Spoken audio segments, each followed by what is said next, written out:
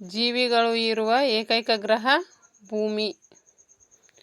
ಜೀವಿಗಳಿರುವ ಏಕೈಕ ಗ್ರಹ ಭೂಮಿ. ಸೌರವ್ಯೂಹದಲ್ಲಿ ಎಷ್ಟು ಗ್ರಹಗಳಿವೆ? ಸೌರವ್ಯೂಹದಲ್ಲಿ 8 ಗ್ರಹಗಳಿವೆ. ಸೌರವ್ಯೂಹದಲ್ಲಿ 8 ಗ್ರಹಗಳುಂಟು.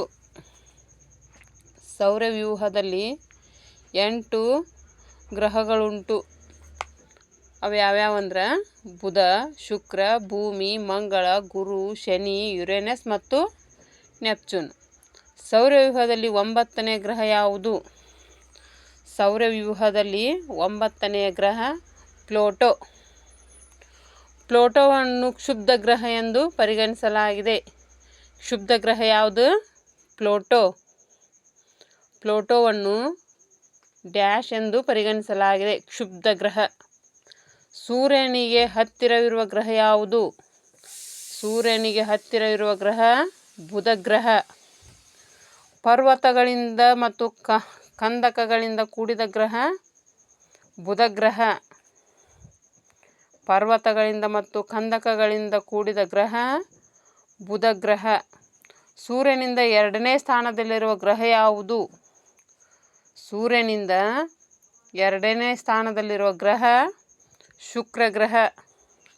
ಸೌರವ್ಯೂಹದಲ್ಲಿ ಅತ್ಯಂತ ಪ್ರಕಾಶಮಾನವಾದ ಗ್ರಹ ಯಾವುದು? ಸೌರವ್ಯೂಹದಲ್ಲಿ ಅತ್ಯಂತ ಪ್ರಕಾಶಮಾನವಾದ ಗ್ರಹ ಶುಕ್ರ ಗ್ರಹ. ಬೆಳ್ಳಿ ಚುಕ್ಕೆಯನ್ನು ಸಂಜೆಯ ಚುಕ್ಕೆ ಎಂದು ಕರೆಯುತ್ತೇವೆ. ಬೆಳ್ಳಿ ಚುಕ್ಕೆಯನ್ನು ಏನೆಂದು ಕರೆಯುತ್ತೇವೆ? ಸಂಜೆಯ ಚುಕ್ಕೆ ಎಂದು ಕರೆಯುತ್ತೇವೆ. ಇದು 5th ಕ್ಲಾಸಿಂದು ಮುರಾರ್ಜಿ ಸಂಬಂಧಪಟ್ಟಂಗೆ ಕ್ವಶನ್ಸ್ ಇದ್ರೊಳಗೆ ಜಾಸ್ತಿ ಕೇಳ್ತಾನ. ಇದೇನು ಹೇಳ್ತೀರಂತ ಅನ್ಬೋದು. ಇದ್ರೊಳಗೆ ಭಾಳ ಇಂಪಾರ್ಟೆಂಟ್ ಐತ್ರಿ ಇದು ಚಾಪ್ಟ್ರ್. ಅದಕ್ಕೆ ಇದು ಮುರಾರ್ಜಿಗೆ ಹೆಚ್ಚು ಸಂಬಂಧಪಟ್ಟಿರ್ತೈತಿ. ಹೊಳ್ಳಿದ್ರಾಗ ಭಾಳ ಇಂಪಾರ್ಟೆಂಟ್ ಅದಾವೆ. ಇಲ್ಲಿ ಹೇಳ್ತೇನೆ ನೋಡ್ರಿ. ಮೊದಲಿಗೆ ಈ ಚಾನಲ್ ಸಬ್ಸ್ಕ್ರೈಬ್ ಆಗಿಲ್ಲ ಅಂದ್ರೆ ಮೊದಲು ಸಬ್ಸ್ಕ್ರೈಬ್ ಮಾಡ್ಕೊರಿ. ಇಂಪಾರ್ಟೆಂಟ್ ಕ್ವಶನ್ಸ್ ಮಾತ್ರ ನಾನು ಹೇಳ್ತೀನಿ. ಮುರಾರ್ಜಿ ಆಗಲಿ, ಸೈನಿಕ ಆಗಲಿ, ಈಗ 5th ಸಂಬಂಧಪಟ್ಟಂಗೆ ಯಾವುದೇ ಎಕ್ಸಾಮ್ ಕಟ್ತಿರ್ತಿರಲ್ಲ ಆ ಎಕ್ಸಾಮಿಗೆ ಇದು ಭಾಳ ಅನುಕೂಲ ಆಗಲಿ ಅನ್ನೋ ಉದ್ದೇಶಕ್ಕೆ ನಾ ಕ್ವಶನ್ಸ್ ಹೇಳಕತ್ತೀನಿ. ನೀವು ಮೊದಲಿಗೆ ಸಬ್ಸ್ಕ್ರೈಬರ್ ಆಗಿ, ಆಮೇಲೆ